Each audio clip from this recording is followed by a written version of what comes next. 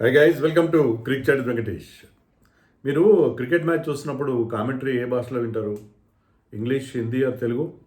మీ choice. నేనైతే mostly మ్యూట్తో వింటాను. అంటే కామెంటరీ బాగుండదని కాదు, మధ్యలో యాడ్స్ చాలా వస్తాయి కదా, రిపీటెడ్గా అవే యాడ్స్, కేసరి గుట్కా అవే వస్తూనే ఉంటాయి. అవి నాకు చాలా ఇరిటేట్ చేస్తాయి. అందుకని నేను మ్యూట్లో వింటాను మోస్ట్లీ. నాకు తెలుసు కదా, నాకు పాటలు పాడుకోవడం అంటే ఇష్టం. సో మ్యాచ్ చూస్తూ మ్యాచ్ కళ్ళు అప్పగించి నాకు ఇష్టమైన పాటలు పాడుకుంటూ మ్యాచ్ చూస్తాను. That is my style. ఎందుకంటే నేను ఆల్మోస్ట్ ఎవ్రీ మ్యాచ్ చూస్తాను. Every match from the beginning to end చూస్తాను. అలాంటప్పుడు ఆ యాడ్స్ అవన్నీ భరించడం కష్టం. అది నా ఐడియా. అప్పుడప్పుడు వింటాను, కామెంటరీ వింటాను, వినకుండా లేదు. కొన్ని ఇంపార్టెంట్ ఉన్నప్పుడు ఏదైనా అక్కడ యాక్షన్, ఏదైనా ఇన్సిడెంట్ జరిగినప్పుడు వాట్ కామెంటేటర్స్ సేయింగ్ అనేది వింటూనే ఉంటాను. Generally speaking, by and large నేను అలా వింటాను అనమాట. రీసెంట్గా ఏంటంటే హిందీ కామెంటరీ మీద చాలా దుమారం అవుతుంది. హిందీ కామెంటేటర్స్ చాలా ఓవర్ యాక్షన్ చేస్తున్నారు. వాళ్ళు మ్యాచ్ గురించి చెప్పకుండా ఎక్కువ ఏదో వాళ్ళ సొంత అనుభవాలు, లేకపోతే షాయరీ అంటే పోయిటరీ ఎక్కువ చెప్తున్నారు. అర్థం లేని జోక్స్ చెప్తున్నారు. క్రింజ్ జోక్స్ అంటామో ఆ క్రింజ్ జోక్స్ చెప్తున్నారు. ఇలాంటివి చేస్తున్నారు. లేనిపోని అదేదో చాలా కామెంటరీ చాలా ఒక అదే హాస్యం అన్నట్టు కాకుండా హాస్యాస్పదం అవుతుంది. ఇప్పుడు హాస్యం వేరే, హాస్యాస్పదం అవడం వేరే. నవ్వులు పుట్టించడం వేరే, నవ్వులు పాలవడం వేరే. నవ్వులు పాలు అవుతున్నారని చెప్పి చాలా ట్విట్టర్లో వాటిలో చాలా జరుగుతూ ఉన్నాయి, చర్చలు జరుగుతున్నాయి. కొంతమంది కామెంటేటర్స్ రియాక్ట్ అయ్యి హర్భజన్ లాంటి వాళ్ళు చాలా దారుణమైన కామెంట్స్ ఆ ట్రోలర్స్ మీద చేయడం, ఇవన్నీ కూడా చాలా ఇన్సిడెంట్ జరుగుతున్నాయి. మెయిన్గా ఏంటంటే మరోవైపు ఇయాన్ బిషప్ ఉన్నాడు. ఇయాన్ బిషప్ ఒకవైపు, భాషణ్ బిషప్ ఒకవైపు, భాషణ్ అంటే తెలుసు కదా మీకు. భాషణ్ అంటే ఉపన్యాసం, రాజకీయ నాయకులు ఇచ్చే ఉపన్యాసం, స్పీచ్.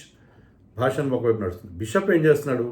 బిషప్ బోల్డ్ అంతా రీసెర్చ్ చేస్తున్నాడు. ప్రతి ప్లేయర్, కొత్త ప్లేయర్స్, ముఖ్యంగా కొత్త ప్లేయర్స్ కానీ పాత ప్లేయర్స్ కానీ అతను ఒక పెద్ద డైరీ పెట్టుకుని వస్తాడు. దాంట్లో ఆ రోజు మ్యాచ్కి సంబంధించి ఫుల్గా ప్రిపేర్ అయ్యి వస్తాడు. రియల్ ప్రొఫెషనల్ అనమాట.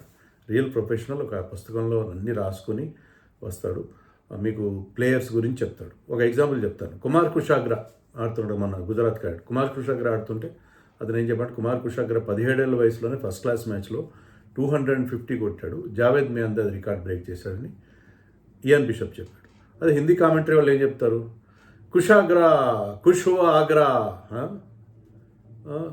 ఆర్ గేమ్తో భాగ్రా, ఏదో అలాగా ఏదో ప్రాసలు, అర్థం లేని కవిత్వం, చెత్త కవిత్వం, పనికిమాలిన కవిత్వం, అది మనం కాలేజీ మ్యాగజైన్ టైప్ ఆఫ్ కవిత్వం, ఇవన్నీ చెప్పి గట్టిగా అరవడాలు అన్నీ చేస్తారు. ఇయాన్ బిషప్ అరవడాలు ఏం చేయడు. కూల్గా తన కామెంటరీని చక్కగా చాలా చాలా రీసెర్చ్ చేసి చెప్తాడు.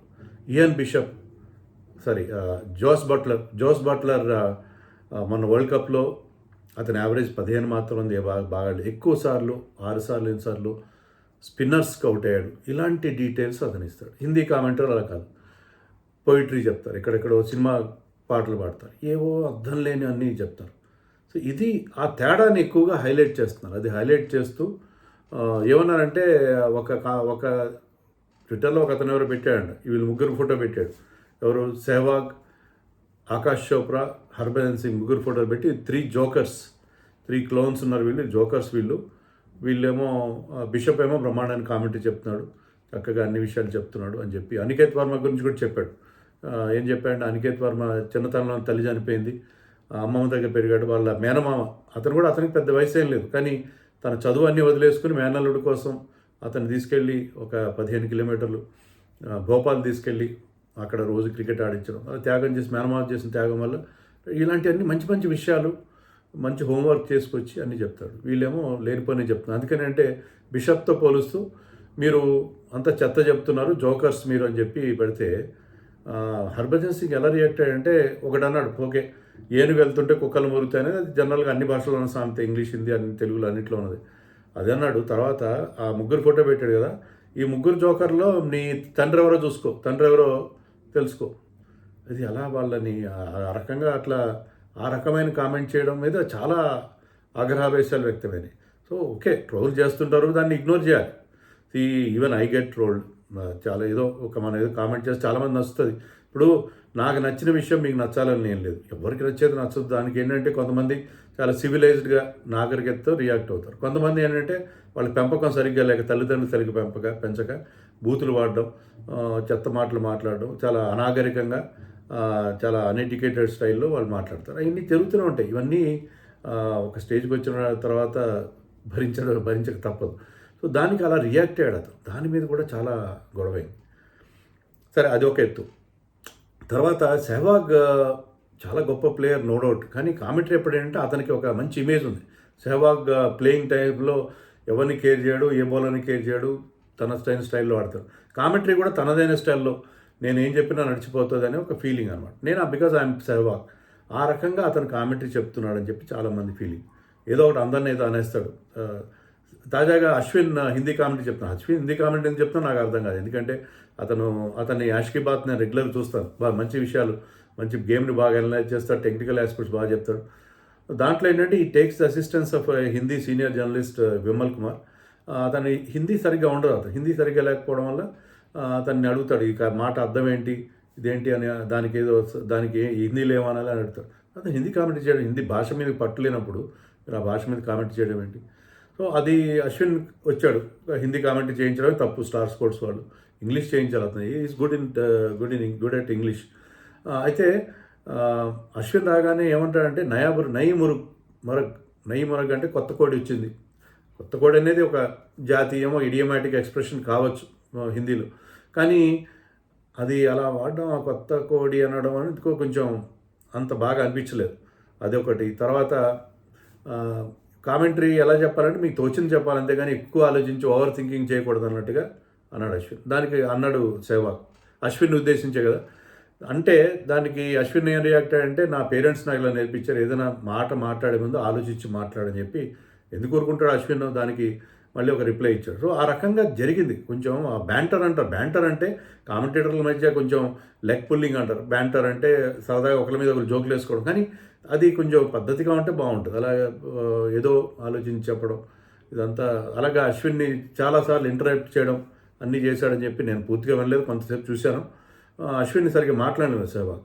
సో ఇలాంటివన్నీ జరుగుతుంది. ఆకాష్ చోప్రా మీద కూడా ఆకాష్ చోప్రా మంచి కామెంటరీ చేస్తాడు. నేను చూస్తాను ఆకాష్ చోప్రా అతని ఛానల్లో అతను చెప్పే విషయాలు ఈ టాక్స్ సెన్స్ చెప్తా. అతను గొప్పగా ఆడుండకపోవచ్చు ఇంటర్నేషనల్ క్రికెట్, కానీ because he played at the highest level. అతను అనాలిసిస్ అది బాగుంటుంది. కానీ కామెంటరీలో ఏం చేస్తాడంటే అతను ఈ ప్లేస్ టు ది గ్యాలరీ. అంటే కేఎల్ రాహుల్ వస్తే కమాల్ జవాబ్ రాహుల్, కేఎల్ రాహుల్ మళ్ళీ అదే రిపీట్ చేయడం, ప్రాసలు రిపీట్ చేయడం.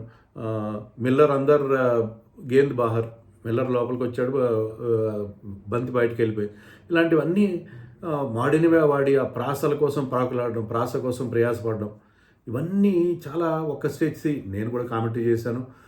అప్పుడప్పుడు కొన్ని చమత్కారాలు బాగానే ఉంటాయి, కొన్ని చమత్కారాలు వాడితే బాగుంటాయి. కానీ నేను అన్నాను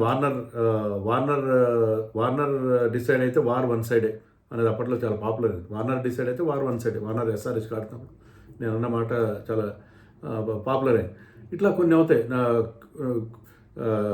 భువనేశ్వర్ కుమార్ నకులుడు, ఎందుకంటే నకుల్ బాల్ వేస్తాడు అని చెప్పి నేను పంచపాండవులు అని చెప్పి అది కొంచెం. Commentary is all about story telling. మీరు స్టోరీ క్రియేట్ చేయాలి, స్టోరీ చెప్పాలి. ఇయాన్ బిషప్ లాంటి వాళ్ళు మంచి హోంవర్క్ చేసి చెప్తున్నారు. హర్ష భోగ్లే కామెంటరీ వింటే కూడా మీకు దాంట్లో వెనకాల బోల్డని విషయాలు తెలుస్తాయి. సో మీకు అనాలిసిస్ కావాలి. మీకు ఈ జోకులు, ఈ కుళ్ళు జోకులు, లేకపోతే అర్థం లేని పోయిటరీ కదా, అది ఒక 10-15%, 20% తీసుకోండి. 80% గేమ్ గురించి చెప్పండి. గేమ్లో అనాలిసిస్, మాకు తెలియని విషయాలు, ఒక ఆర్డినరీ క్రికెట్ ఫ్యాన్కి తెలియని విషయాలు, మీరు having played at the highest level మీకు ఎప్పుడు. అనిల్ కుంబ్లే చెప్తాడు, అనిల్ కుంబ్లే టాక్ సెన్స్, ఇలాంటి చెత్త ఏం మాట్లాడు అనిల్ కుంబ్లే చెప్తాడు. సంజయ్ బాంగర్ చెప్తాడు, పీయూష్ చావ్లా చెప్తాడు. ముఖ్యంగా స్పిన్నర్స్ బౌలింగ్ వేసినప్పుడు నేను హిందీ కామెంటరీ వింటాను. ఎందుకంటే అనిల్ కుంబ్లే కానీ పీయూష్ చావ్లా కానీ ఉన్నారనుకోండి, వాళ్ళు చెప్తారు. ముఖ్యంగా స్పిన్నర్స్ ఏంటి, టాప్ స్పిన్నర్ డిపెండ్ అవుతున్నారు, లెంత్ ఎలా ఉంది, అన్నీ చెప్తారు. ఇలాంటి మంచి మంచి విషయాలు చెప్తారు వాళ్ళు. అది కదా చెప్పాల్సింది. మిమ్మల్ని ఎందుకు ఇప్పుడు ఒకప్పుడు కామెంటరీ నాన్ క్రికెటర్స్ చెప్పేవాళ్ళు, లేదు వాళ్ళకి భాష మీద పట్టు ఏ కామెంటేటర్గా అవసరం. భాష మీద పట్టు, కాస్త ఇంట్రెస్టింగ్గా చెప్పడం. ఇప్పుడు క్రికెటర్స్ని ఎందుకు ఎక్కువగా ప్రిఫర్ చేస్తున్నారంటే దే ప్లేడ్ ద గేమ్. వాళ్ళకి తెలుస్తుంది, దాంట్లో నానుపాలన్నీ తెలుస్తాయి, దాన్ని ఎలా చెప్పాలో తెలుస్తుంది. చెప్పినప్పుడు మీరు అది చెప్పకుండా మీరు ఈ షాయరీలు, ఈ జోకులు, సినిమా కామెంట్లు ఎన్ని పెట్టేసుకుంటే మాట్లాడితే దూరందర్ అంటారు, అదంటారు, ఇదంటారు. ఇవన్నీ కాదు కదా ఇప్పుడు. అదేదో నేను చాలా గొప్పగా చెప్తున్నాను, కలర్ఫుల్గా చెప్తున్నాను కామెంటరీ అనుకుంటే కాదు కదా. You should talk sense. అది అక్కడ మనకి చాలా.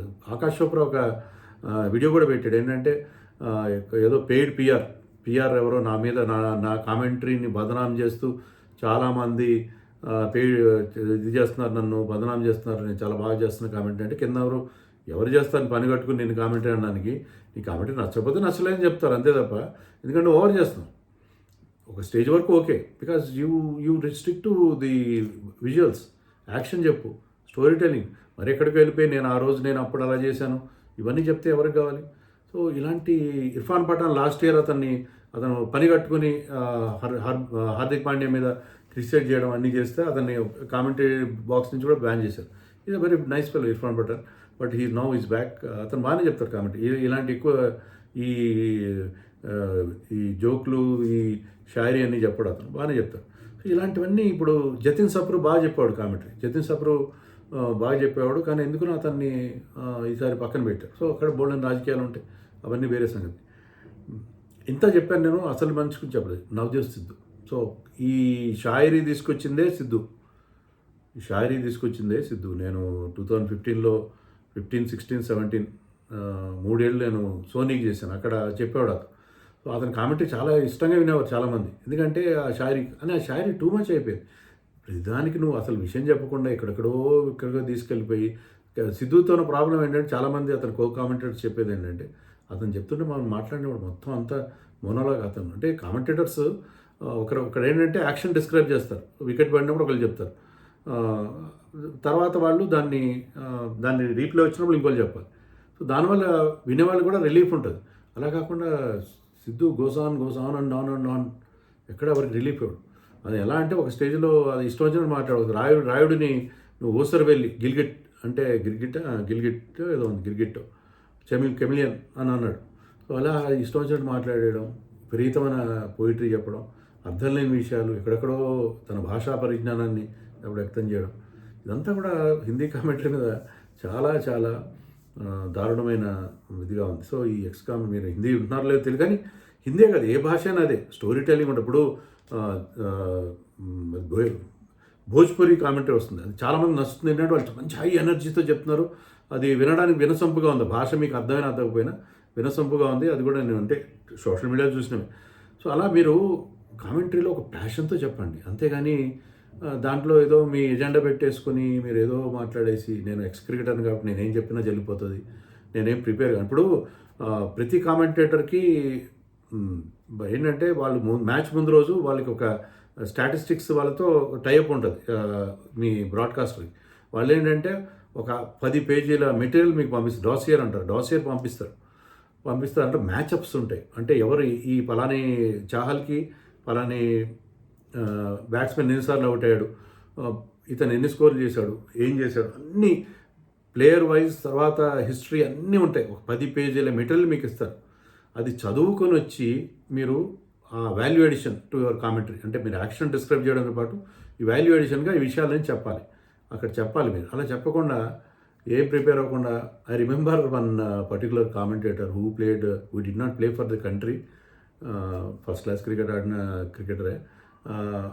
చాలా కాలం క్రితం మేము కలిసి వెళ్తాం కదా కార్లో మా హోటల్ నుంచి, ఈరోజు ఏ మ్యాచ్ ఉంది సార్ అంటే, ఈరోజు ఏ మ్యాచ్ ఉందో కూడా తెలియకుండా వెళ్ళి అక్కడ నేను కామెంటరీ చెప్పేస్తాను అనుకుంటే, మీకు మొత్తం ప్రిపేర్ అయ్యి ఎవరున్నారు అంటే ఆ రోజు ఏ మ్యాచ్ కూడా తెలియదు. అలా మీరు అంతా ప్రిపేర్ అయ్యి ప్రాపర్గా నోట్స్ తయారు చేసుకుని ఆ బ్యాట్స్మెన్ గురించి వాళ్ళ గురించి అని వెళ్తే అప్పుడు మీకు వినేవాళ్ళు కూడా చాలా వినసొంపుగా ఉంటుంది. అలా కాకుండా నోటికొచ్చింది మేము చెప్పేస్తామంటే ఎలా అవుతుంది? So that is the state of commentary. So mute button మీ దగ్గర ఉంటుంది, చూసుకోండి మీరు ఏ భాషలో అయినా.